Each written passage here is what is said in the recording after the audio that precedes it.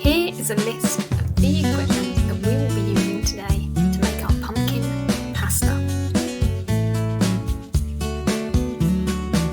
Here we have a list of the ingredients and the quantities that you will require for making pumpkin pasta. Please note the spices and seasonings at the end. You can choose how much you use based on your own personal tastes. Here we have some of the equipment that we're going to be using today.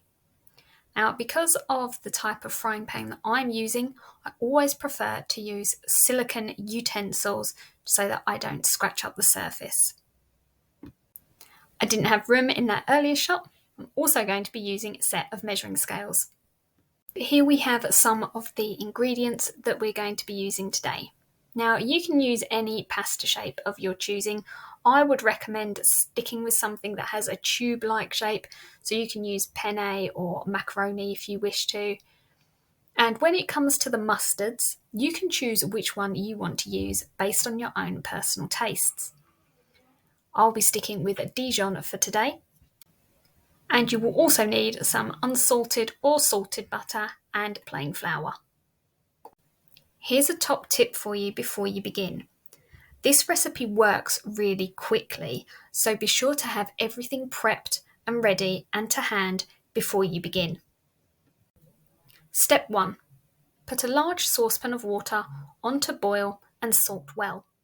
You also want to preheat your oven to around 170-180 degrees.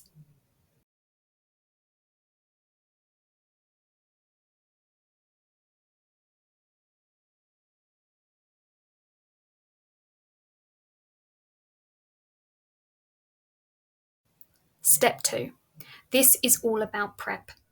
So you want to measure and weigh out all of your ingredients, and also all of the cheeses that we're using should be grated as well.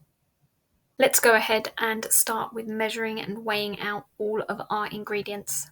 So here I am starting out with my pasta, and for me it's easier for me to measure it out into my colander and then tip it from my colander into my saucepan when I'm ready. Here's another top tip. To save yourself a little bit on the washing up, you can use one prep bowl for the Gruyere cheese and one bowl for the cheddar and the Parmesan as well. You can mix the Parmesan and cheddar together into the one bowl.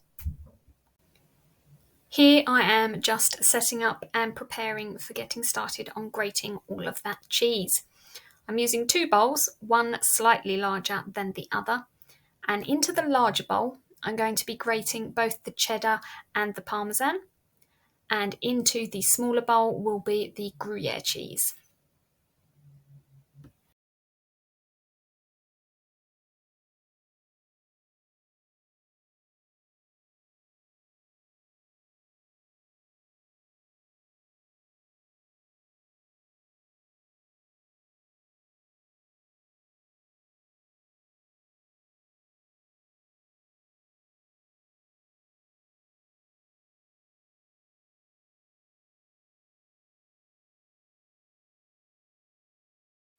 Step 3. By the time that you've completed your prep, your water should now be boiling. So let's go ahead and add our pasta, and we're going to cook it until it's about 2 to 3 minutes away from being fully cooked. My water is boiling, so I can go ahead and add my pasta. Step 4. Drain your pasta and set it aside. And we want to cook our pasta until it is on the firmer side of being al dente. Step 5. Bring a deep-edged frying pan up to heat, add butter and allow that to melt.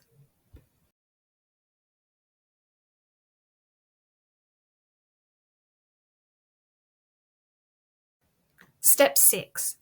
Add in the plain flour and whisk this well. I'm going to be working to try to remove any lumps. Now this is a sped up version of adding the flour into that melted butter. And you want to make sure that you sprinkle it around your pan as evenly as possible. and then we're going to mix it using the silicone whisk to combine that flour and butter together.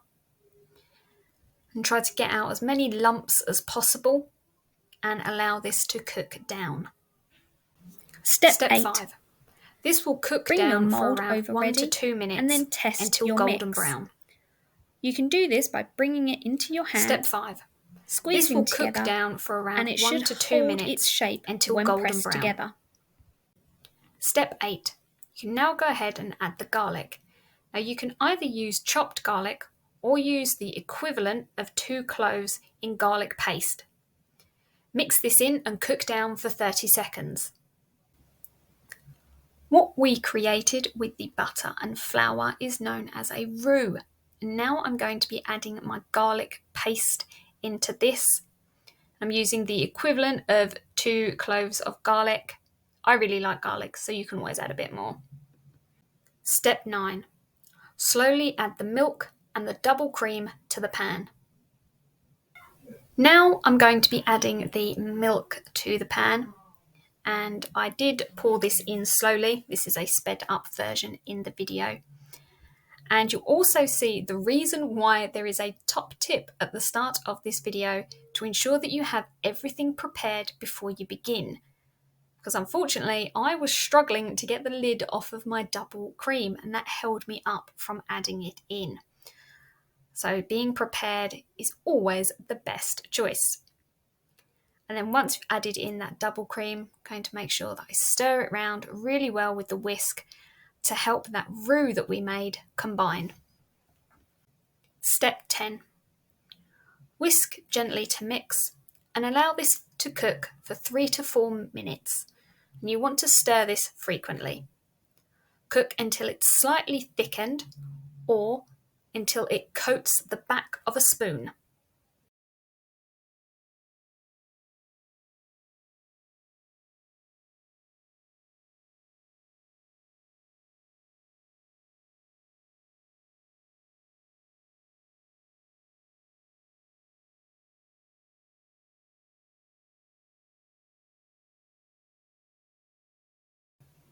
This has been cooking down now, and we're going to test to see if it's got to the right level of thickness. So just checking that it coats the back of the spoon. Step 11. You can now add the pumpkin, the mustard of your choosing, and the spices, and you can choose to add as much of the spices as you wish to. Let's add in our pumpkin puree. Now, you can use pumpkin puree that you made yourself if you followed our tutorial the earlier part of the week, or you can use tinned pumpkin puree. If you're using tinned, make sure it's one without any added sugar. We'll also be adding in our mustard. I'm using Dijon mustard today, and then adding in our spices, nutmeg and cayenne. Now, depending on whether or not you like a lot of spice and flavour in your food, you can add more or less of these spices. Step 12. We're now going to add 3/4 of the Gruyere cheese and half of the cheddar and parmesan mix. Stir and allow this to cook for 1 to 2 minutes whilst the cheese melts. Let's go ahead and add in those cheeses. So we're doing one at a time, and then we're going to mix with our whisk to help spread that cheese out throughout the sauce, and that will help it to melt nice and evenly too. Step 13. Here you want to taste the sauce and season with salt and pepper if you feel it needs it. Step 14. You can now turn off the heat under your frying pan and add in your cooked pasta. And you want to stir this really well to make sure that all of the pasta is coated in that wonderful cheesy sauce. Let's tip in our cooked pasta. Stir it all together to help spread that sauce throughout the pasta and you want to give this a really good stir. Make sure that all of that pasta is coated and it's getting inside the pasta too. Step 15. We're now going to transfer this to our baking dish. And we would recommend placing your baking dish on top of a baking tray. So go ahead and spoon your pasta in, spread it out evenly, and then mix together the remaining cheeses and then top your pasta.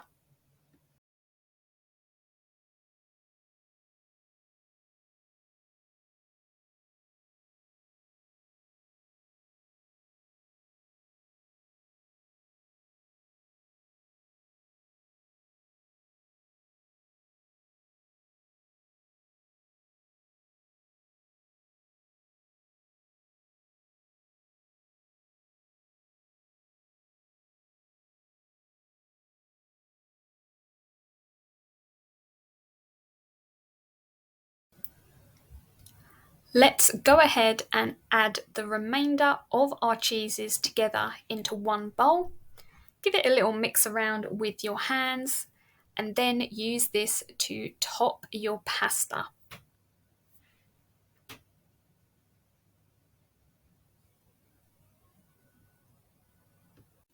Step 16.